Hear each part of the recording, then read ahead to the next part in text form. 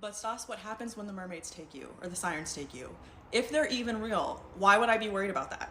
Sirens taking people is a real thing in my culture. We talked about in a previous video a really well-known story of this man that was taken. He was gone for 7 years, came back with great healing abilities. Let's talk about what we do know of what can happen when sirens take you.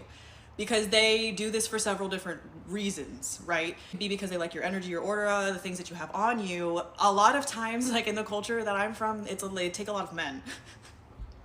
They do this because they like to hit Tsar and enslave them for a long, long time. Sometimes they will keep them for forever, literally until their end of their days, which underneath the water is like a longer time.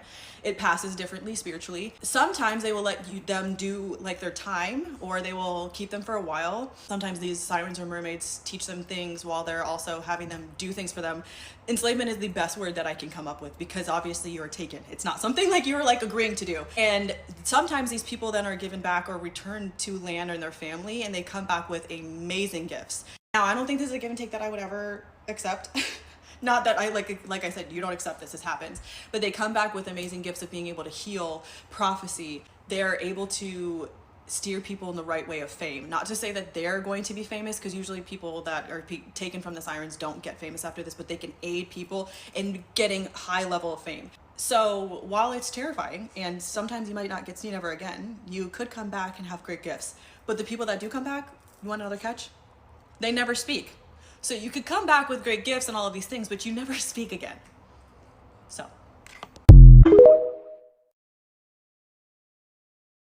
Imagine doing a love spell on somebody and then it all comes back to destroy you.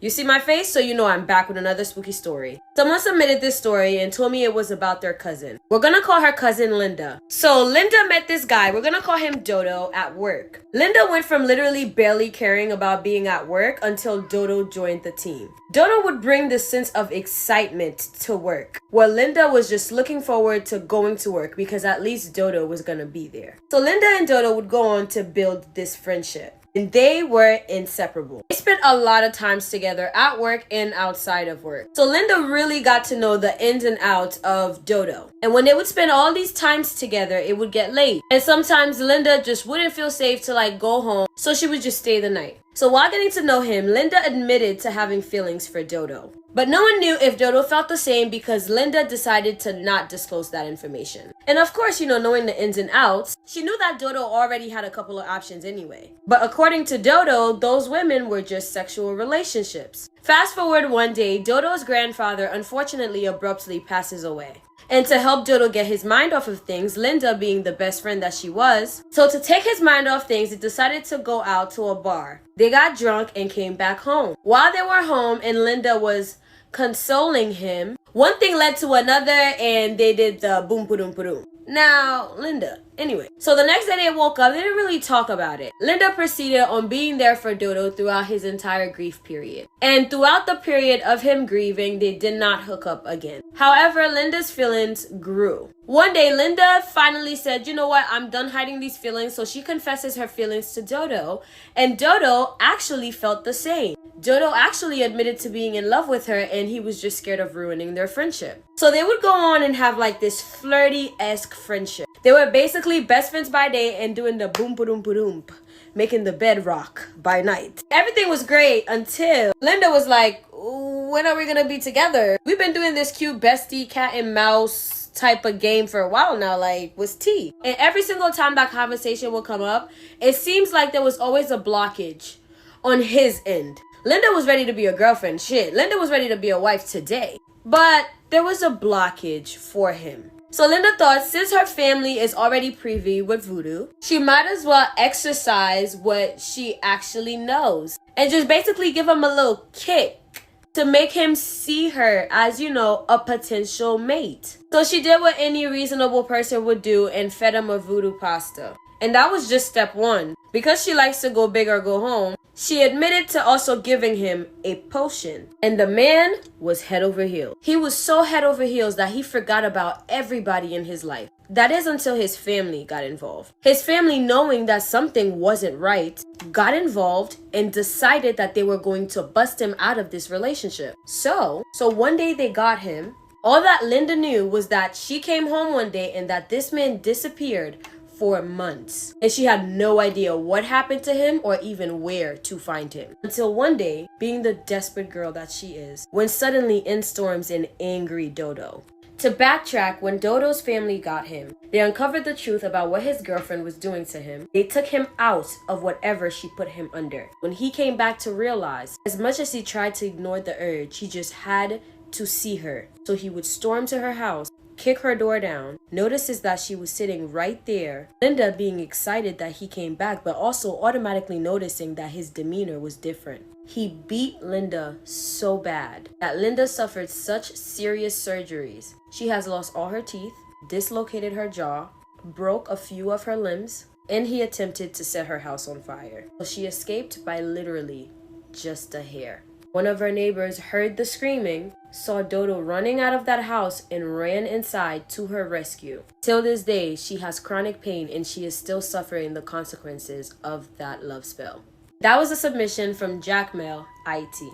Maybe hold out before you do that love spell. I want to thank you guys so much for watching this story time, and even more of a thank you for 100,000 followers. If you ever doubt anything, just know, come here. I love you, my abducted humans. And I ain't never gonna stop loving you, bitch. Anyway, make sure you subscribe to my YouTube channel. I'm on my YouTube Zoom. I have so many stories that are longer than these posted on YouTube, so you better go check them out. I've officially reached 10,000 subscribers on YouTube. So if you weren't one of the original 10Ks and you've been watching me all this time, I hope you're ashamed. But it's okay, because it's never too late to join the train. Make sure you follow me on Instagram. Like, literally, the link is in my bio. What are you doing? Please? Alright, au revoir. Okay guys, so I'm back with another spooky story. This story takes place in St. Thomas, Jamaica. We're gonna call the person who submitted the story Reese. So when she was 13, one of her older sisters went to go live with her mom in St. Thomas, Jamaica, which is said to be the capital of Obia, apparently. Her older sister already lived in that neighborhood with her boyfriend at the time, and Reese herself used to live with another older sister until that older sister moved to another parish, so now Reese had to find another place to live. And at the time, Reese's mother had just rented a house from one of her church sisters, so perfect. Well, not exactly, because the house turned out to be, dun dun dun, haunted. So Reese says she would be sleeping at daytime and even in the night, so it didn't matter what time of day the hauntings were haunting. She says as she's sleeping, she can feel her bed levitating, and as soon as she opened her eyes, the bed would drop. So when that first happened, she was so freaked out she ran and told her mother. And she said, I kid you not, that night she went to bed and had a dream of a man in his late 40s. He was wearing old-fashioned clothes. You talk too much. And when that man said that to her, she would jump out of her sleep. Now keep in mind, her and her mom slept in the same room but just different beds. She looks over to her mom's bed looking for comfort, just to see a carcass of goat heads hovering over her mother in her sleep. I'm pretty sure a carcass of goats means like a shit ton of goats. And out of fear, Reese would just call on Jesus. And because she did so loud, her mother jumped out of her sleep. And as soon as her mother opened her eyes, all the goats disappeared. She said after that, they went to go live somewhere else, in the same community though. And Reese says that literal demons would walk beside them when they're coming from night church. Her mom would dream about random people dancing in the living room. And she recalls seeing people walk past her door in the night to go to the kitchen. After living at that second house, her mom sent her to go live with her sister, which was basically across the road. She was able to get her own room there and settle. I decided to not tell y'all not to watch this one at night because y'all don't be listening to my warnings. Thank you so much for watching this story time. If you're from Jamaica, stand up. Y'all got some mysterious magic stuff out there too. Thank you so much for watching. If you have not joined my YouTube gang, you better make sure you join. We're at 11,000 subscribers, and you not being one of them is just absolutely insane to me. If you're not following me on Instagram, if you don't fuck with me, just say that. Yeah. If you're not subscribed to my Instagram, not following me on If you're not following me on Instagram, not subscribed to my YouTube channel, and not following me on TikTok, yeah, you hate me. And you still watch me? It's giving hater. If you want longer and more in-depth version of these stories and you like the way I tell these stories, I have hours of me talking on YouTube, so go check those out. You know it's coming. I love you, my abducted humans. Peace out from your Haitian homegirl. Life does not. Oh my God. Okay, this is another story. To catch up, watch my other stories on my page so you can, like, catch up. So this is a story about the time that someone did voodoo on my mom, and this was recent. This is like 2016. So basically what happened was, mind you guys, I told you in the last story that my mom ended up going to Haiti in 2013 to bury her father. That's where it started. When mom went to Haiti, a family friend who was also in the vehicle that came to pick up my mom from the airport in the capital, ever since then, him and my mom, they became like friends. So when my mom ended up coming back from Haiti around that time, she ended up telling me and my younger brother that she was going to go to Haiti for 2 weeks to just have a vacation, which I thought was very odd because, mind you, me and my mother, of course, we were born in Haiti. We came to the United States in 99. And since that time, my mom has not been back. I've been back, but not her. So I thought that it was very weird that she was like, oh, I'm going to go to Haiti for 2 weeks. So at that time, me and my brother, we ended up staying at my uncle's house in Green Acres for 2 weeks. Automatically, when my mom came back from Haiti, I felt like something was weird about her. Like the vibe was just very off and I couldn't put my finger on it. So fast forward to just that one day, I was standing in the living room and I was looking outside the window because like in the living room area, there's a window. And my mom came out of her room, went into the kitchen, and she's just rubbing her forehead. And she was just like, she looked stressed. So I see her at the time. This is like before like WhatsApp was like a real thing. I think they still had the little calling cards. So she went and she called the guy. And I don't care to give his name, but I'm going to give his name. His name is Franzi. And I'm going to try to see if I can attach like his Facebook page so y'all can see who did that to my mom. His name was Franzi. And she ended up calling him and she said to him, are you doing this to me?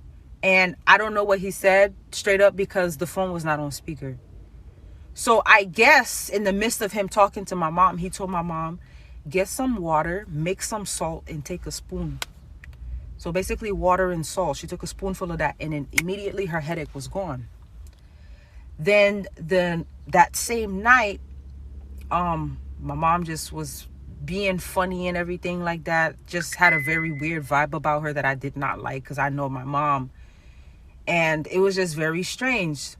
So one day my grandma decided to take my mom to this church. And the church is called L'Église de Jésus-Christ with Pasteur Noé. I got to give these names because I appreciate these people.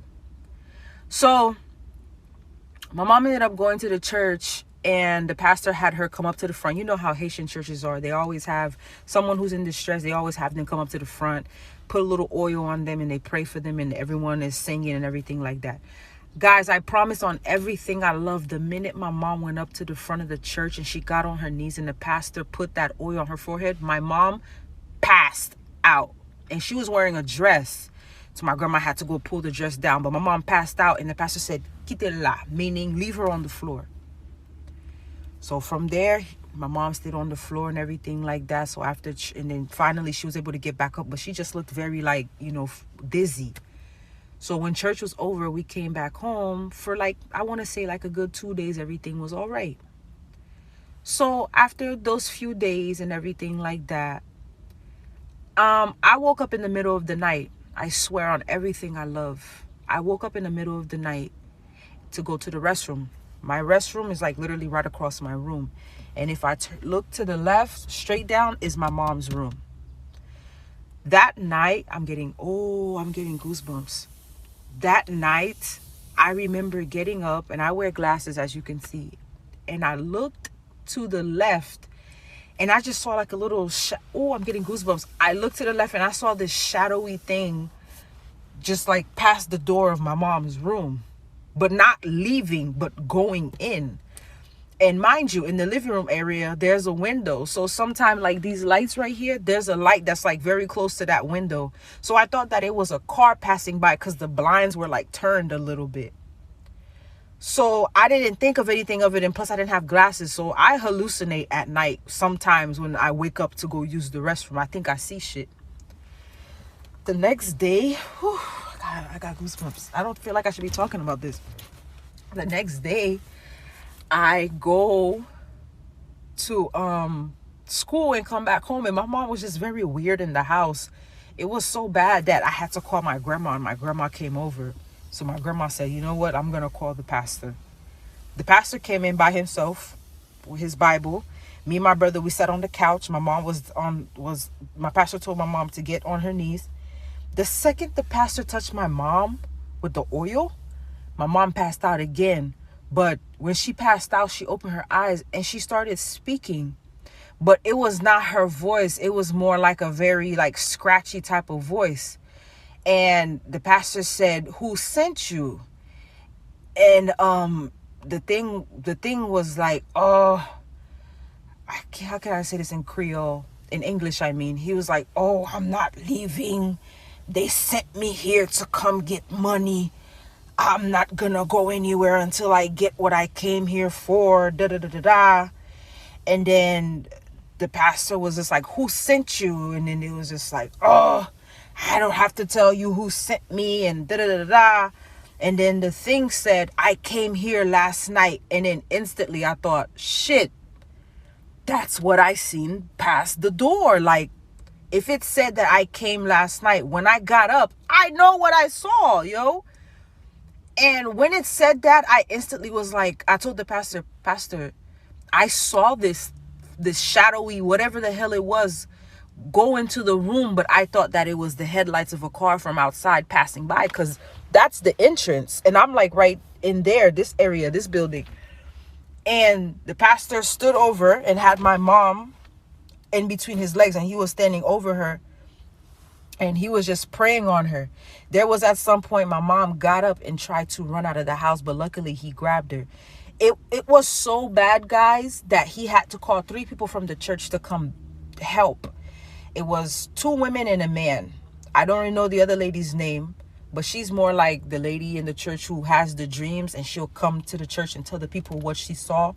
And the other one, I gotta give fake names so I don't put these people out there. One was Frère Johnson and Se Monica.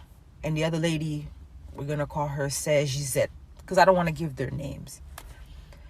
And like, they came and they had to hold my mom down while she was fighting with that thing, and my grandma was there. My grandma sat on the other side of the couch just watching, and it was very sad to see. We found out that that same guy named Frenzy that my mom went to go spend 2 weeks with in Haiti, he sent that thing on my mom. So the day that my mom took that water and that salt, she fed whatever the hell he had sent on her, and it gave access to her body, which is why when she went to the church and passed out, it got out of her body and came back a few days later when I seen it come through that night. And long story short, they took my mom into the bathroom and put her in the tub, but they took one of the chairs from the living room and put it in the tub.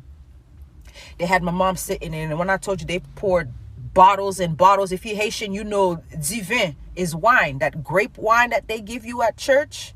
Y'all see what my eyes look like? That grape wine, they poured it all over my mom. I tell you, she passed out so many times, and there was at some point she came back to herself, and she started walking around the house, but they were make sure they were following her closely, because you know you could get tricked with shit like that. And at some point she sat down, and my mom was wearing this gold necklace. I'm gonna insert pictures. This video is a bit too long, but I'm gonna give you guys a part 2. Hopefully, if I have the courage enough to give you guys the part 2, because I'm getting goosebumps and I feel weird. But yeah, I'm gonna give y'all part 2. Just comment if you want a part 2, but I'm gonna leave this story off right here. Thanks, guys.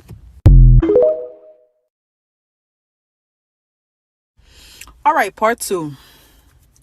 So after everything's said and done, and you know, the people did what they did for my mom, they brought my mom back to the living room, and obviously the woman walked into my mom's room. What the fuck? Jesus Christ, what's happening? So my mom walked into my mom. What the hell just happened? Okay, so the lady walked into my mom's room and, she was just getting a fill out of the room. So then for some reason, she just didn't have a good vibe.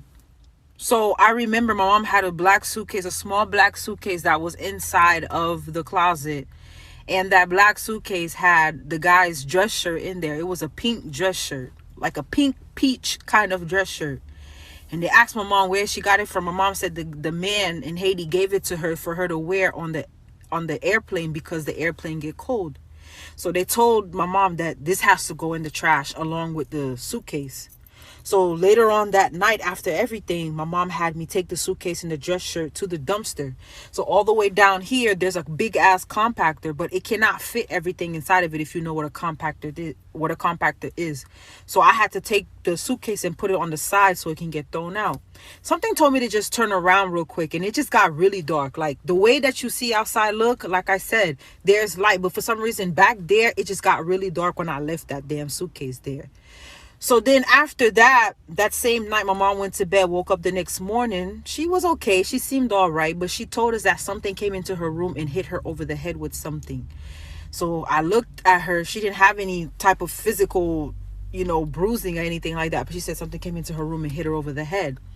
So everything started to get a little crazy. Whatever it was couldn't get back and do what it did. But I do remember that my mom said that we're going to be attacked, because whatever it was that they ended up casting away, they cast it away, but not permanently. So it's going to come back. And at some point it did.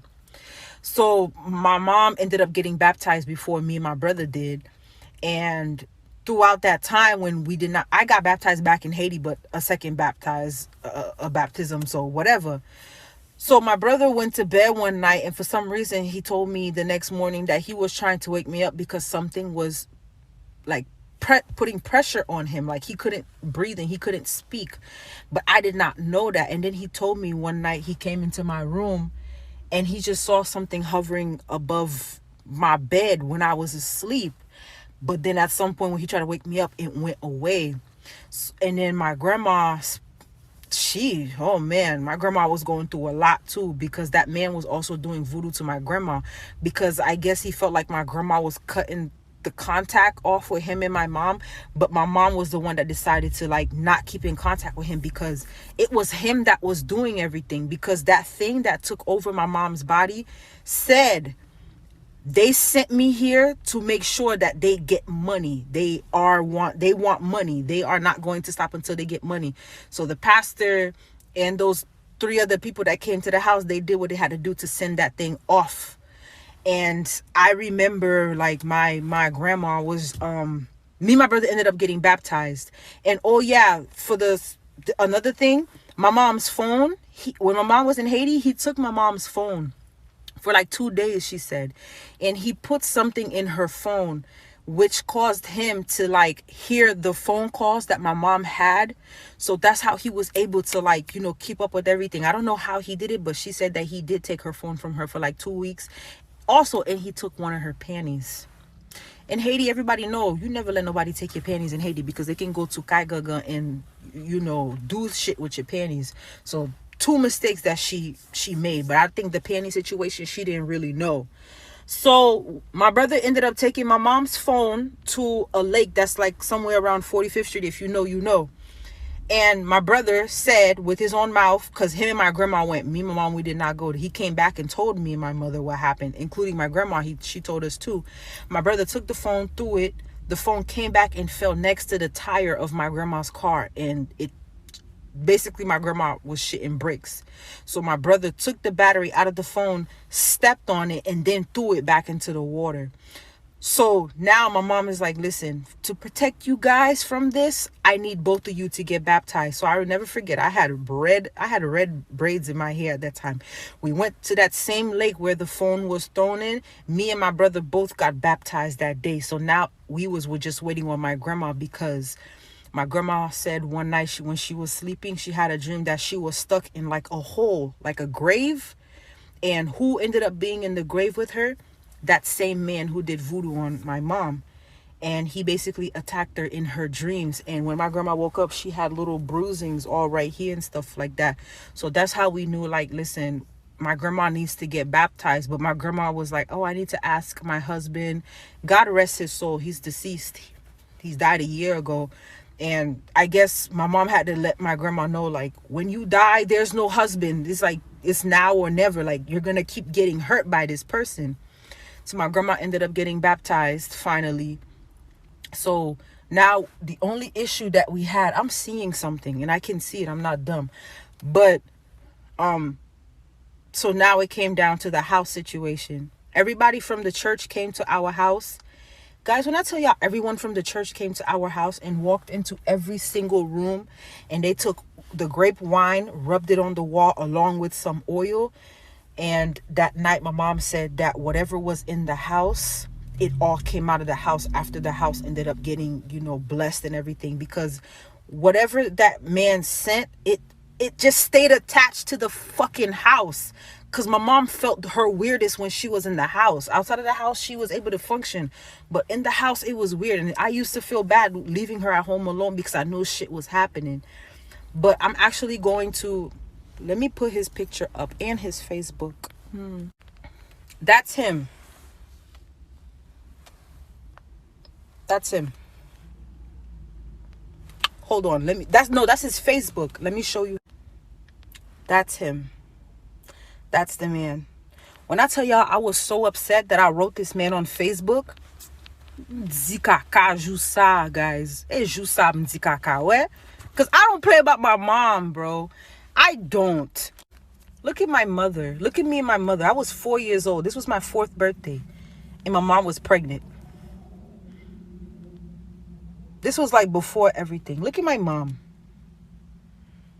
And because of money and greed, and because, you know, you wanted to get money from her and everything like that, you decided to do what you did and make my mom really sick, to the point where my mom was almost skin and bones at some point. My mom could have died that day, literally. And when my mom got baptized and he realized he couldn't get to my mom, look at me. And when he realized he couldn't get to my mom anymore, he started attacking me and my brother. And my mom only have us two, me and my brother. That's it. I have other siblings on my father's side, but on my mother's side, my mom didn't play about me nor my brother, especially me, because my mom went through a lot with me in Haiti. Like, you know how many times people in Haiti tried to take my life from my mom? And then for my mom to be here and meet somebody in Haiti while she was going through a loss, you decided to do voodoo on her because she was not sending you money. Guys, I tell you, we went through so much in that house. We were seeing demons. We were getting phone calls from Haiti. I automatically knew, don't pick up the phone because you never know. My grandma was getting bruises on her body. My mom used to wear jewelry. The only jewelry my mama ever used to wear was a necklace and earrings. My mom don't even wear that necklace anymore. I can't tell you what happened to that necklace because I don't know what happened to it. And the earrings, she don't wear her earrings anymore either. The necklace got put in a crystal bowl the same day she got possessed. It got put in a crystal bowl, and it had wine and oil poured over it, and it got disposed. My grandma doesn't wear her necklace anymore because the necklace had something on it also. Now we don't experience anything going on in that house. That man, we have not, no one has spoken to him since 2016. Mind you, my mother's father died like 2013. So it's been a very long time. I also have another story for you guys when they try to do voodoo on me. Well, they did voodoo on me, and then they did voodoo on my ex. That's why me and him broke up. Guys, Haïtien, ça seulement me garde Haïtien méchant. Tout Haïtien est méchant, yo. They ain't shit, okay? They ain't shit. So I seen this comment. I was like, I definitely got to do a story time. So my mom has a cousin in Haiti, and he was at a marché, which you would call a farmer's market in English, right? They be having like all kinds of natural stuff out, herbs, medicine, vegetables, fruits, whatever you need for yourself. So he seen this fine ass girl. Mind you, as someone who's tapped in, I believe in like voodoo, hoodoo, shapeshifters, all that kind of stuff. So, bro, mermaids, they can shapeshift, right? They can shapeshift into very, very beautiful beings. So he sees this fine ass brown skinned girl with ginger hair. He walks up to her with his bicycle and he starts chopping shit up with her. Mind you, she's not saying a single word to this man. She's just shaking her head up and down and looks at him.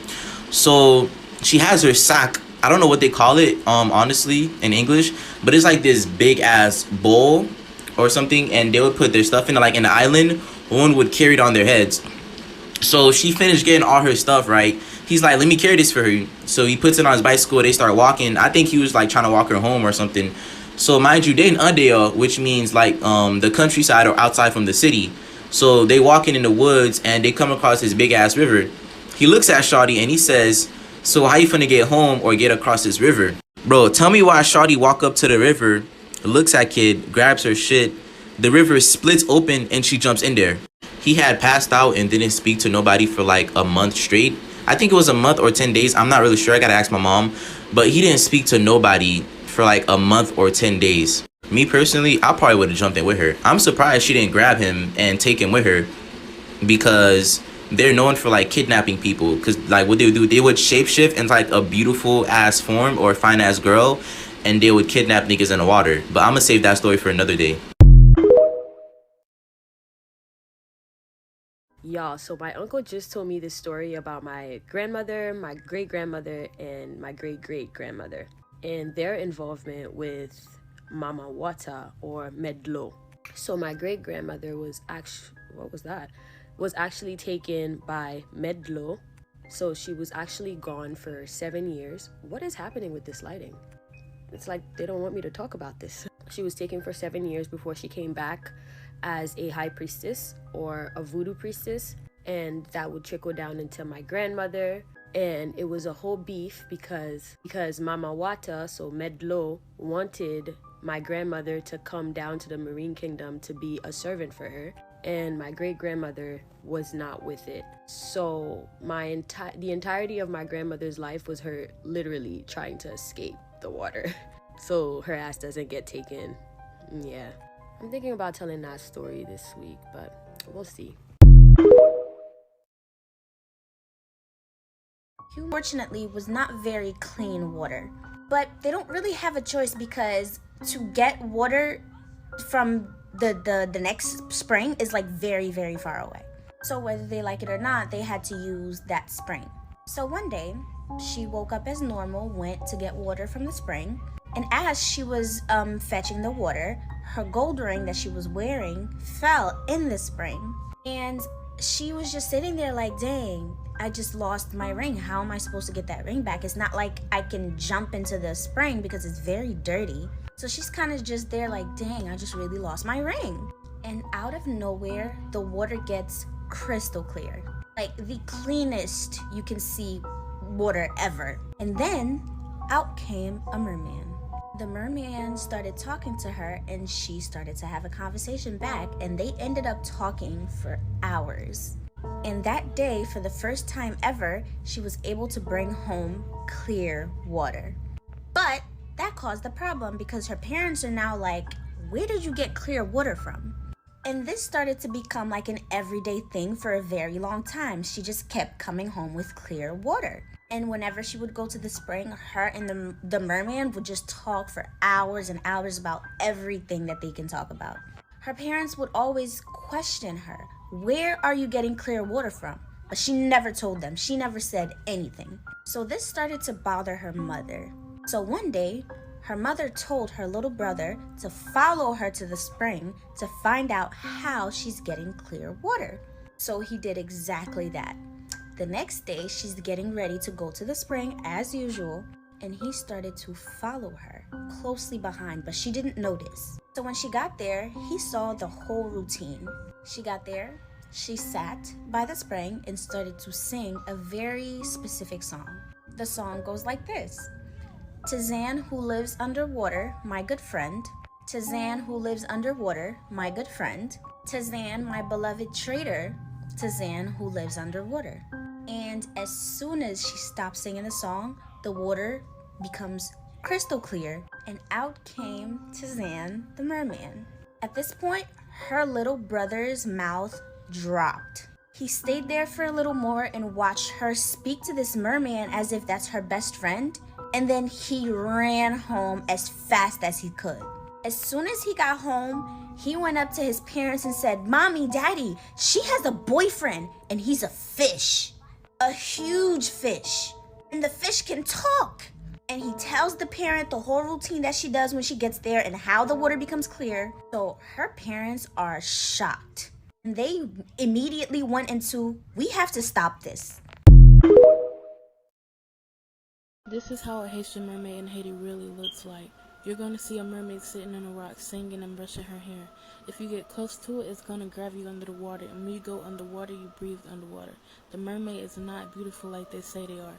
They have multiple eyes, long teeth, and etc. Just ugly. If they ask you to go on land and give beans, rice, or bread, and you bring the things they ask for, they will keep you under the water and use you as their slaves. If you bring them the wrong thing, they aren't going to let you go. They don't need you, basically. You sit till they take you back to land. Under the water in Haiti for mermaids is like a castle there, and it's beautiful and very deep. If you wanted to escape, you can't. Only they can let you go. That's why my grandma said, if I go to Haiti Beach and I hear a mermaid singing so beautiful, do not go. Basically, they sing so we can follow their voice.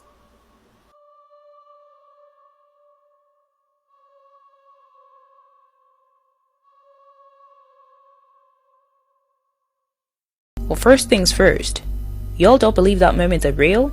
Well, in Zimbabwe, it's a widely known belief that mermaids are real, and not only that, but that they have supernatural powers and that they're dangerous. Growing up, we're discouraged from going close to rivers, dams, and places like that because we were told we would be taken or killed or something like that. I'm this old and I still believe some of that stuff. Tell me what the popular belief in your culture about mermaids is, and follow me for more.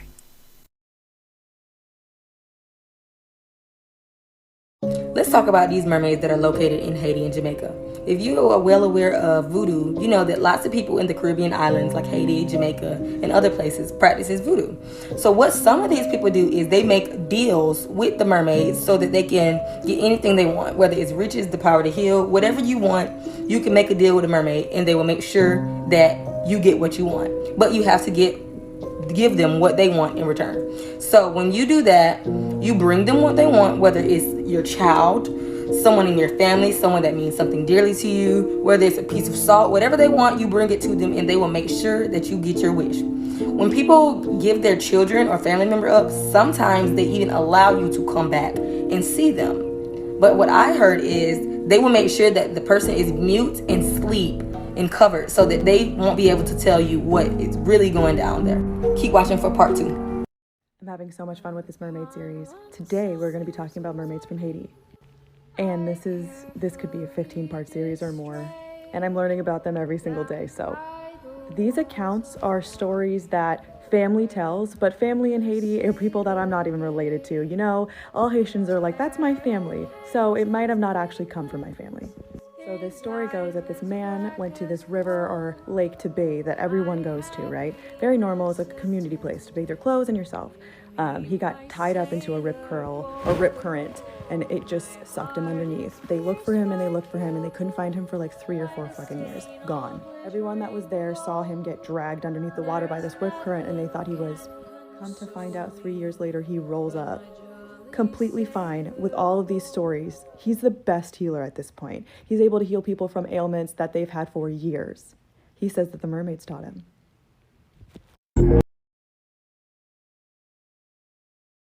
Y'all, I had to get on here with my fucking hairmatic to tell y'all that this dude told me, like, that his mama got kidnapped by a mermaid.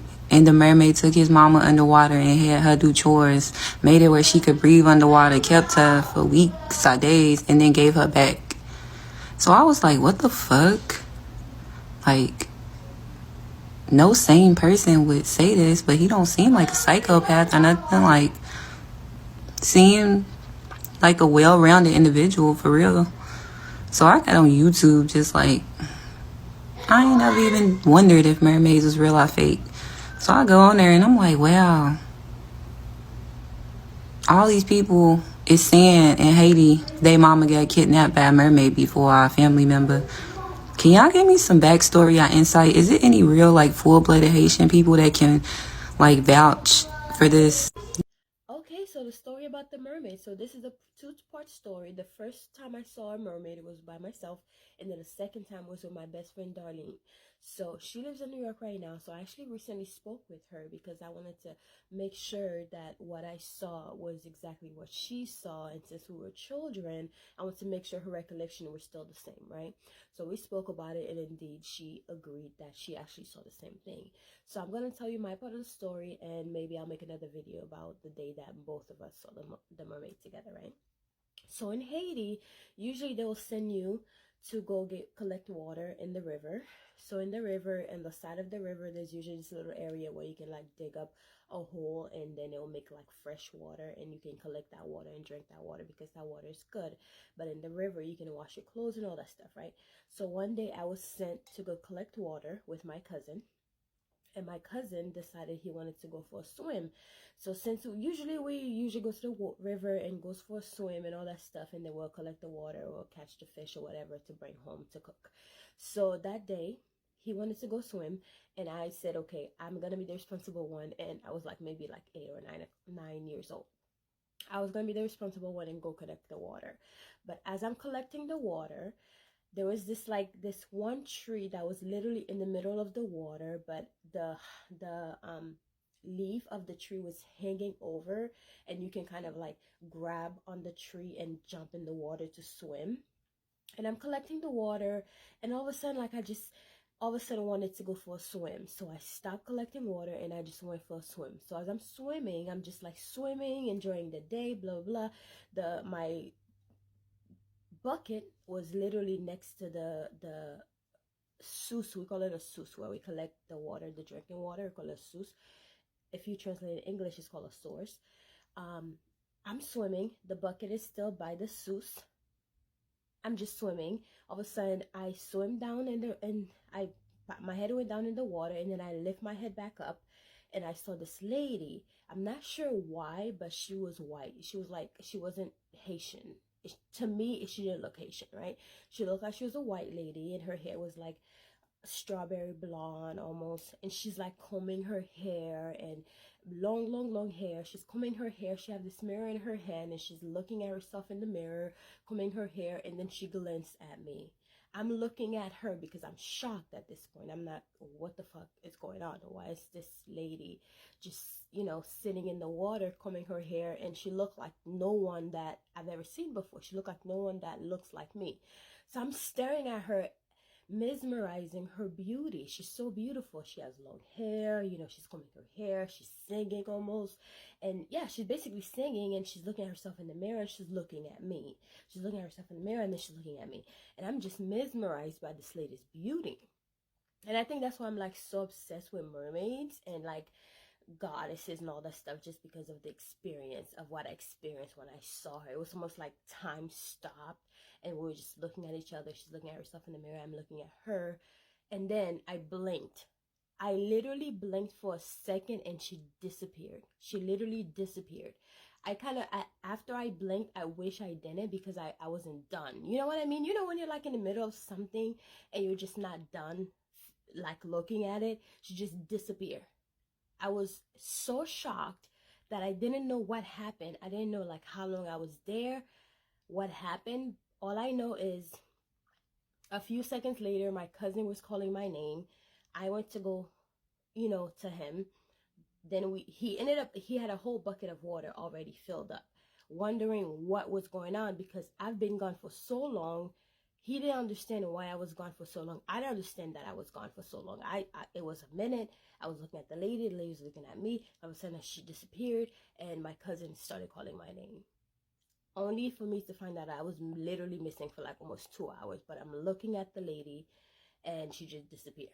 Then my cousin came and got me, because obviously I was shocked. I didn't know what was going on.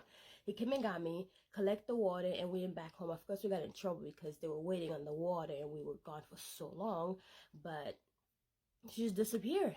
And I was trying to explain to my cousin. He believed me, because this is not the first time people have actually said that they've seen a mermaid before. But Other people obviously probably wouldn't believe us because they probably would think that we're making it up because we're trying to cover for the time that we were missing. But he believed me because other people, like I said, have seen or have experienced the same thing.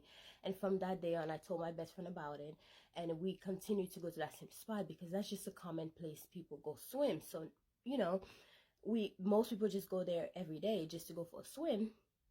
And I just so happened to be there that day, and I saw her. So then my best friend and I continued to go to that same place. And then a few months later, her and I had the same experience. We saw her. Story time on how my neighbor was a lookout. So at the time I was living in Haiti. If you owe somebody money in Haiti, you better pay them back. I'm back with another spooky story. This story was told to me by a family member when She said that back in the day, when they used to go to church, there was this witch. One morning, they came to church. Story time when my sister almost got taken out of this world by someone who was getting initiated into voodoo in Haiti. Do something with it. It's just money coming to me easily. Money coming in and needing me. Money coming in repeatedly. Money coming, it's just money coming. It's just money coming to me frequently. Money coming in to be with me. Money coming in secretly. Money coming, it's just money coming. It's just money coming to me easily. Money coming in and all day. Money coming in repeatedly. Money coming, it's just money coming. It's just money coming to me frequently. Money coming in to be with me. Money coming in secretly. Money coming, it's just money coming. It's just money coming to me easily. Money coming in and needing me. Money coming in repeatedly. Money coming, it's just money coming. It's just. I told my mom that you guys wanted to hear stories about witches, and she left me 2 voice messages, and I listened to them today. It's not funny, but y'all listen to this. Yes. I'm gonna play it in Creole just a little bit, and then I'm gonna translate it for you guys in English. By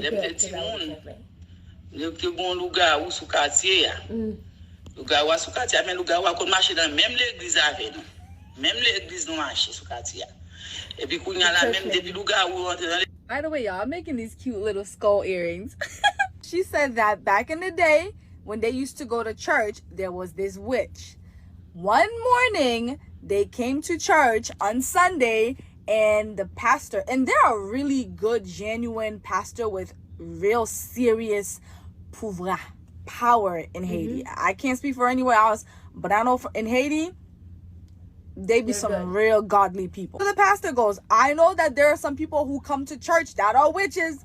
On Saturday, y'all fly and y'all go do all of these evil acts, and then on Sunday, y'all come to church trying to pretend like y'all righteous, like y'all good people. But I know exactly what you are, and I can see through you, and I'm warning you right now, when it comes time to receive communion, if you come in and you get communion, I promise you that it will be stuck in your throat. I know how it is, right? People just be like, they bluffing, they kidding, ain't no way. Ain't no way. You know, the time comes, it's time to get up to receive communion. Why this lady know that she's a witch, a lugau, and she really walked up and got communion? Bro, sure enough, just like the pastor said, the fucking thing got stuck in her throat and she couldn't talk anymore. She literally became mute. So then her daughter comes back, and remember, witches most of the time they will have children.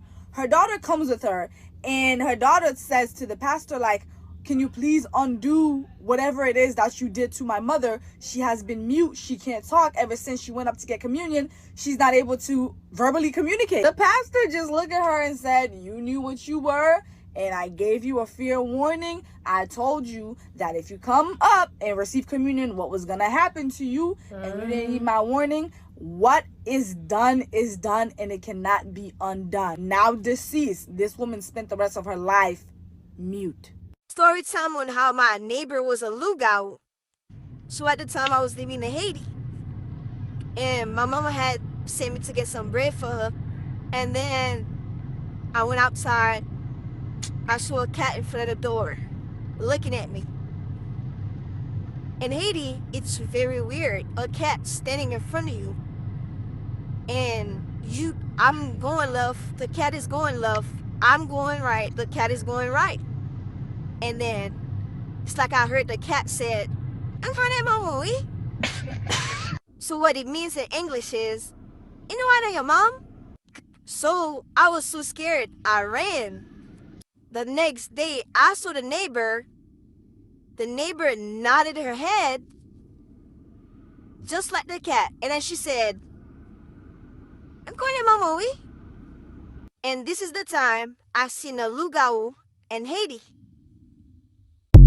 Creepy story time. It all happened in Haiti. My mom was throwing a party, like a little get together, and everyone was having fun, but it was getting late, so everybody had to go home. After they went home, my mom heard a big sound coming from outside. It sounded like this. Yeah, like a cow.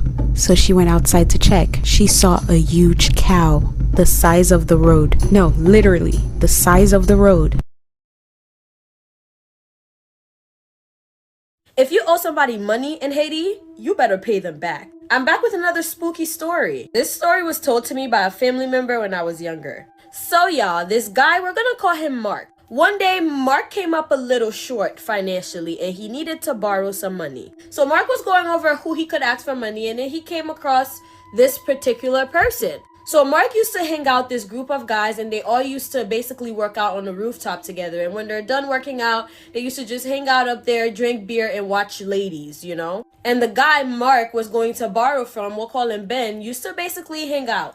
But he used to come once in a while. He wasn't basically one of the regulars, but once in a while he would pop up and he'd be cool. Like, Ben and Mark were most definitely cool. Because Ben don't really come to the rooftop to work out that much, Ben wasn't really a buff guy in comparison to the other guys. Mark was a big dude, okay? And also the other guys that were hanging out were also big, but Ben, he was pretty scrawny. That's important.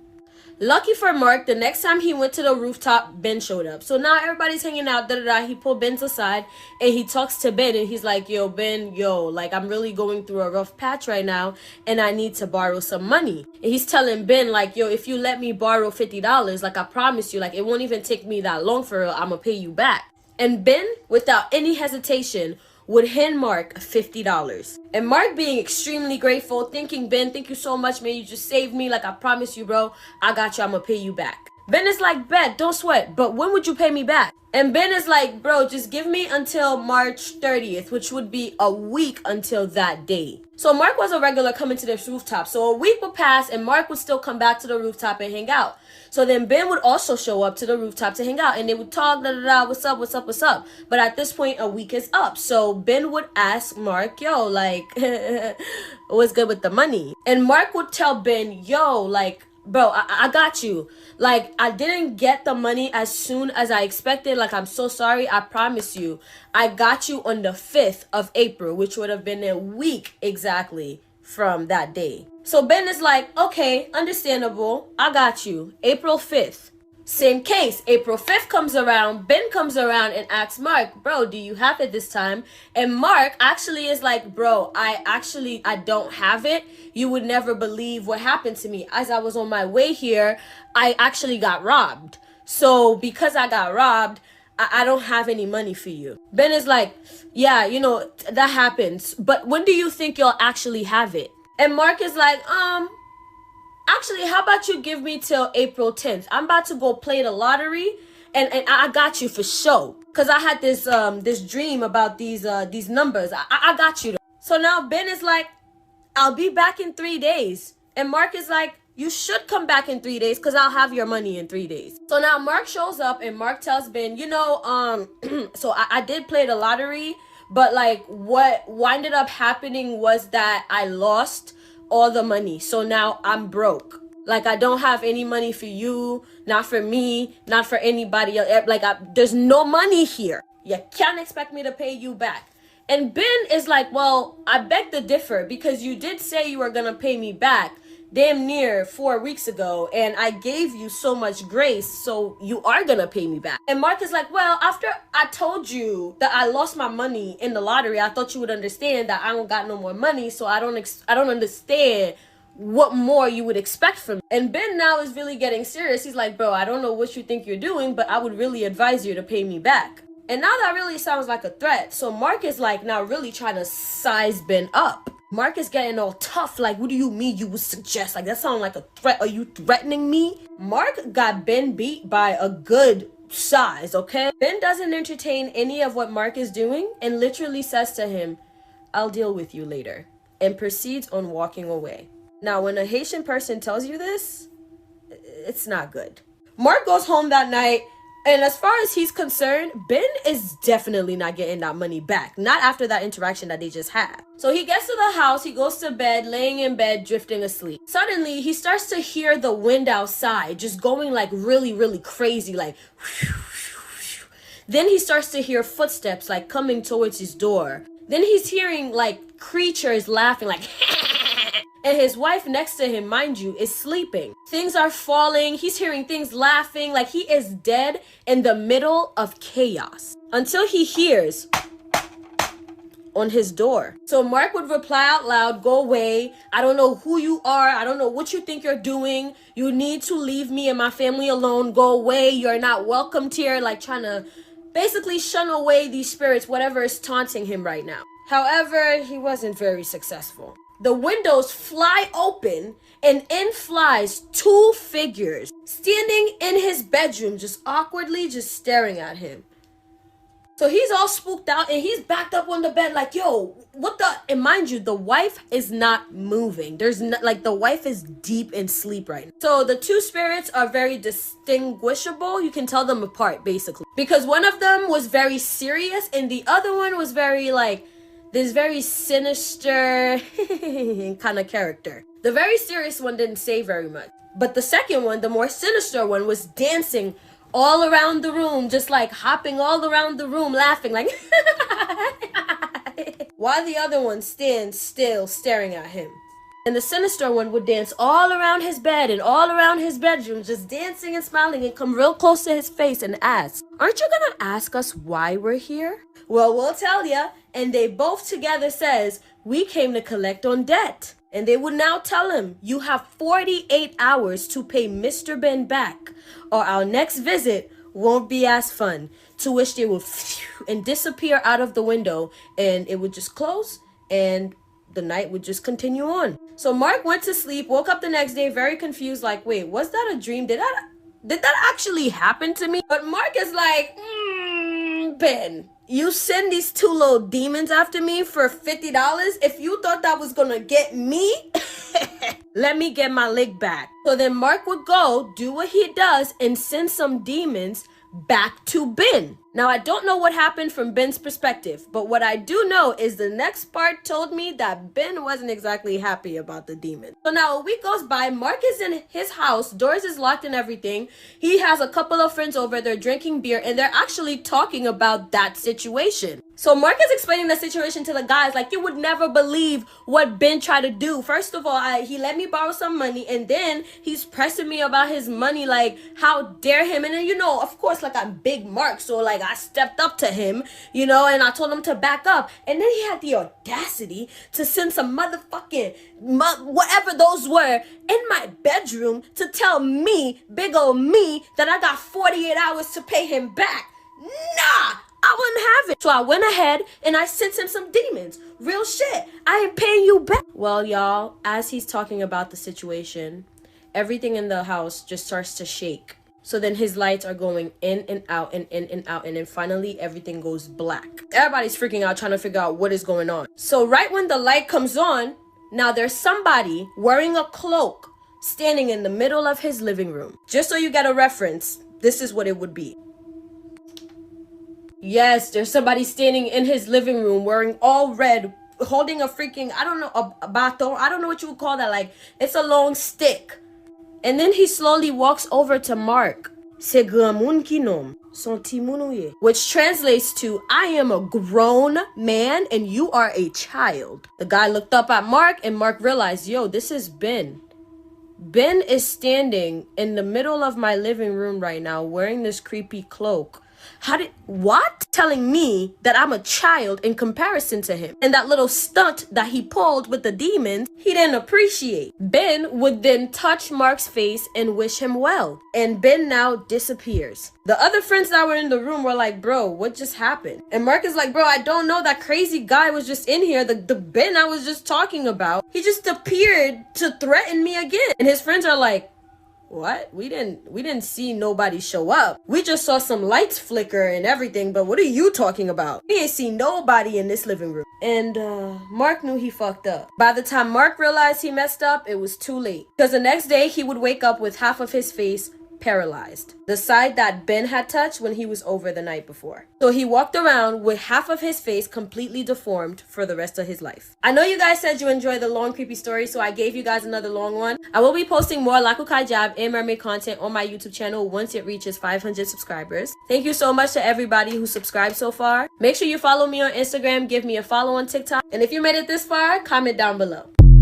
Tell me what's the creepiest experience you ever had in your life and why you still think about them. Ay, bobo. Let's just say one of the creepiest because we got stories for days. When I was very young, one night back in Haiti, before I moved to the United States, my friends, cousins, and I were playing outside. Kids don't play outside after a certain time in Haiti. But I was very young and really didn't understand why. One night we were playing out a little later than we should have, and all of a sudden we could hear humming coming from a distance. Along with the humming, we can hear feet stomping in rhythm. This specific feet stomping and humming was actually known very well. Kids would know the names and would know to stay away from them and come inside at a certain time, but the adults knew exactly the true nature. These are what we call sombrelles. Somehow I got very distracted by the humming and stomping. I didn't even realize that every single kid had went inside. I don't even know how long I was staring and watching them come closer and closer to me. All I know is I was standing there long enough for them to come close enough to me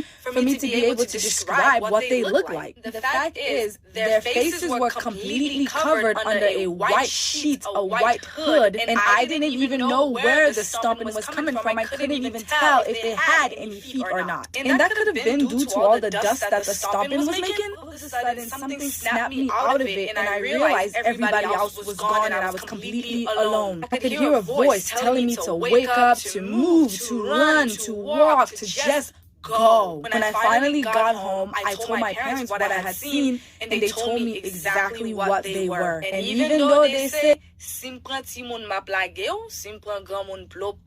if I've captured a child, I will let them go. If I captured an adult, well, let's just say there is no letting go. That will always stay with me because I realized that night I came seriously close to something that in all culture is considered very, very dangerous. Story time when my sister almost got taken out of this world by someone who was getting initiated into voodoo in Haiti. So if you don't know me, hello, I'm Jenny. I grew up in Haiti and I've seen a lot of things. But this particular story was kind of crazy because my sister, my mom here, who lived here at the time, was actually buying things and getting stuff ready for her funeral at the age of, I believe, 16 or 17. She was very young and I was a lot younger, but I still remember the story. So let me put my coffee down. So growing up in Haiti, you do see a lot of things, especially like when it comes to like voodoo and witchcraft and all that stuff. So we always are very careful, right? So we always go to sleep very early because, or not necessarily go to sleep early, but we are in the house at a certain time because you just cannot be outside after a certain time.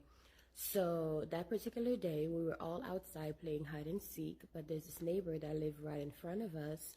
There's this huge highway in front of their house, but we live behind their house. So they live right in front of the highway. So that family is a very sweet family. We know them. They share food with us. They always, in Haiti, if you live in like a very close neighborhood, people will cook and bring food to the family. And then whenever you cook, you bring food to them. So this particular family we're very, very nice with. And one night we were all playing hide and seek, not knowing that this guy who lives in that house was actually getting ready to be initiated to be a voodoo priest because they just passed down the gift, right?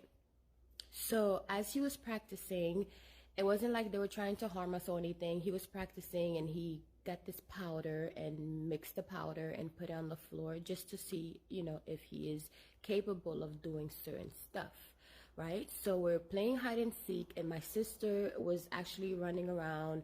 I don't know who was seeking or who was hiding, but I know that we were all playing hide and seek and my sister crossed over this powder that was on the floor, not unbeknownst to her, because obviously it's nighttime and we're playing.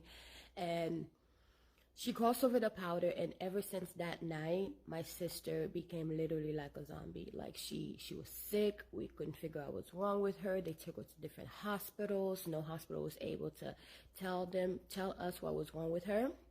And they even took her to the Dominican Republic, because sometime whenever you feel like, okay, well, doctors in Haiti cannot tell you what's wrong, so we'll go over to the neighboring town, which is Dominican Republic. We'll go there to go to a doctor who we believe is more professional or have more tools. Well, they couldn't tell us what's wrong with my sister. And my mom is here. My aunt is calling my mom. Uncles are calling my mom, trying to figure things out. And we got to the point where my sister just would not get better. And she was just getting sicker and sicker and sicker. So then my mom started sending money so we can get like funeral arrangements and, you know, everybody getting their funeral clothing. And in Haiti, it takes forever for everybody to get all their clothing and stuff. Usually about a month, the body would be in the morgue. But my sister wasn't dead yet, but she was like damn near about to die, right?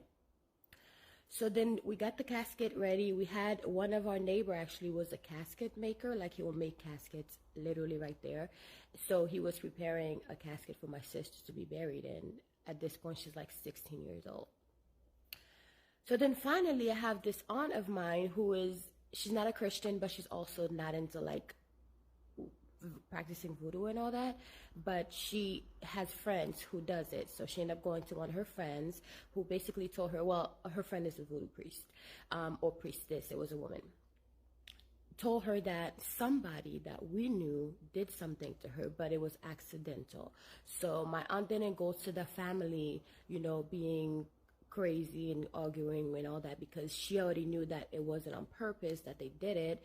But the voodoo priestess was able to tell us the initial of the family, because, you know, family names in the islands is very important. So we knew the people the minute they told us the initial of the family. They told us, you know, somebody close and all that stuff. So my aunt ended up going to the family that lives in front of us that did this to my sister unknowingly. And they talked to my aunt. My aunt told them what's going on. And finally, the people did something, because obviously they have the antidote to whatever they did. But because we didn't know that, we didn't know how to fix it.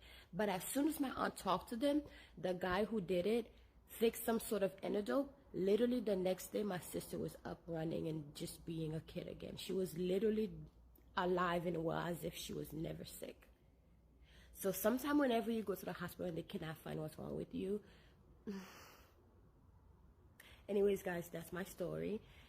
There's a lot more stories that I've experienced living in Haiti, and I would love to share with you guys. But lately, I've been like, not lately, but for the longest, I'm like, oh my God, those stories are crazy. And, you know, I don't want to just bring my personal story on the internet, but I feel like those are childhood stories, and we all have them. So enjoy, guys. Interview with you, and y'all was talking about, you know, voodoo, yes, right, and how, you know, we utilized the swamps because we were masters of it, right, and we knew that they weren't masters of it, and we can beat them in that particular terrain. But specifically when it comes to voodoo, voodoo is seen as, you know, as what's the word I'm looking for, you know, a bad thing, essentially, right? And of course, you know, the dark arts and everything to black and dark is considered to be bad, right? And then of course white magic is considered to be good. But the reality of it is we've been masters of the elements, right? And the spirit our entire existence. So you don't get the Haitians winning, you don't get Natty and the Maroons winning without them being able to utilize, right, the elements. That's all it is. Yes. Voodoo and all that, it's you connecting with nature and the spirit realm. That's all, because it's all the same. Right. But us understanding that in a real way, not white Jesus. Right. You dig? Yeah. Understanding that we are the essence, we are all of this stuff. We as melanated people we're nature. We are the spirit realm. All of it is connected, and we can get our strength from that. And that's what they did in Haiti. And that scared the hell out of white people, and it scares them now. That's why they made voodoo something negative. Yeah. Because what we started doing, we started getting in those swamps with those alligators what white people couldn't go into. Even here in the Americas, we would live around those wild animals because we were on the same page with them. We weren't afraid of them. We had a spiritual connection with them. Even in Africa today, you don't see a lot of African people getting attacked by the animals because they have a relationship spiritually with the animals. Yeah. When we and our brothers and sisters were fighting these white supremacists using their voodoo system, that scared the white supremacists so much, they started making movies in the 1930s about zombies and black Haitians. Yeah. The early voodoo movies had Haitians in them, them portraying Haitians. The word zombie, which the zombie genre is real big today, that comes from a Haitian man named Jean Zombie, who was killing white people in Haiti during the revolution. After the revolution was over and they were getting the French out, it was this light-skinned slave, former slave named Jean Zombie, who was slaughtering the French. So his name became synonymous with terror. That's where the word zombie comes from. So they've always been afraid of that. And they taught us to be afraid of voodoo too. They taught us that it's witchcraft and it's evil. And then we start listening to the white supremacists and start forgetting our history and our essence because they've scared us out of it. Because it disconnects us. Right. If you want to spiritually and psychologically control people and they have this connection to the element that empowers them, you have to break that connection first, because that's going to give them confidence, right? Now they're in harmony with mentalism, right? Now they know how to use the power of the mind. They know how to use everything around them that becomes a solution for whatever problem that they have. And then we go into alchemy. But you Haitians, you are the only black energy this side of Africa, and in Africa that the white man is afraid of, because what you did, ain't no motherfucker in history ever done. Let's go back to Toussaint Louverture. Christophe. They kicked Napoleon's ass. You've been to Haiti? No, I haven't been to Haiti. I've been to Dominican Republic, but not to Haiti yet. Man, Haiti? I sent my mama there twice. You're born here. But I said, oh yeah, you gotta go to Point de Bouquet, La Plaine. Haiti? Haiti? Haiti is what I resonate with. That's where I get my energy from. You motherfucker don't give up. The other day when they bombed Haiti, we expected a long time. There was no earthquake. You see what you guys have done? Nobody ever done. You guys take the white man's greatest general's ass. You guys are the one that knows how to do things without money. They had to fuck Haiti. They had to fuck Haiti. They done chosen their champion far before they made it to this earth. But what do I know? Yes, you are chosen before birth. Not even close to birth. This comes back all the way through past lives. Even through your ancestors' past lives. It's all connected. This is generational. So with that being said, I am saving your life. Please do not call on any Haitian Loa unless you know that they are in your court and they have chosen you. Not call on Baon Sandi, Urzali Feda, Urzali Dantor, Papa Legba. Don't call on Ogu. Don't call on Kuzanzaka. Don't call on none of them unless you know that they have chosen you. I am saving your life. They do not like disrespect and they will get pissed off. Do it the proper way. Get a divination reading from a high priestess and they will tell you if they chose you. Y'all, please don't be stupid. On the real, I seen a mermaid though. Oh, don't go into this story. We even told us this story the other day. See, our music touched everybody. All right, listen, mermaids, right? Listen, fish. I'm gonna tell you this story. Cause I'm from Haiti. Now, mind you, you know what he left Haiti when he was 7 years old, right? No, I didn't leave when I was Okay, 7. how old were you? I was 8. Okay, my bad. I'm sorry. 8. Okay, so when you're 8 years old, you remember things. Like, I remember my grandmother's house being 20 times bigger than it was. But go ahead, Melissa. We was in the backyard, and then where we lived, they had the beach. You know what I'm saying? In the back. And then I was just sitting, because I was always a kid that was just weird, you know. So I was just to myself in the back, just kicking up, and then I seen this lady, you know, and then I just seen the face, so I thought it was somebody like in the water, like, you know, like swimming. Yeah. And she was like, hey, little boy. No, hey, little fella. That's what she said. No, but I'm saying boy, fella, it's the same thing. Don't play me That's out. just, I'm just She trying to get said it it in Creole. I'm just trying to get a word for word. If I said in Creole, y'all ain't gonna understand. Right, so man, she go didn't ahead. say hey, little She was fella. a Haitian mermaid. She was a Haitian mermaid. Yo, why you playing me out? I'm saying I ain't telling my story. No, I'm Yo, telling done. a story. Come on, man. I'm just playing. Go Yo, ahead. I'm done, man. Tell a story. Nah, man, you just played me out. The Haitian No, mermaid. I'm saying That's like, it's important that we yo, put that. That's a piece of done, yo. information that. That we won the fucking war. We used all voodoo, all magic.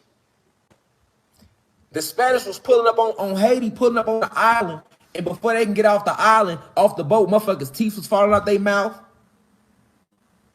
Some of them started melting. Some of them hair started falling out. Some of them got so sick that they was literally throwing up their intestines. They didn't even have the strength to pick up their guns.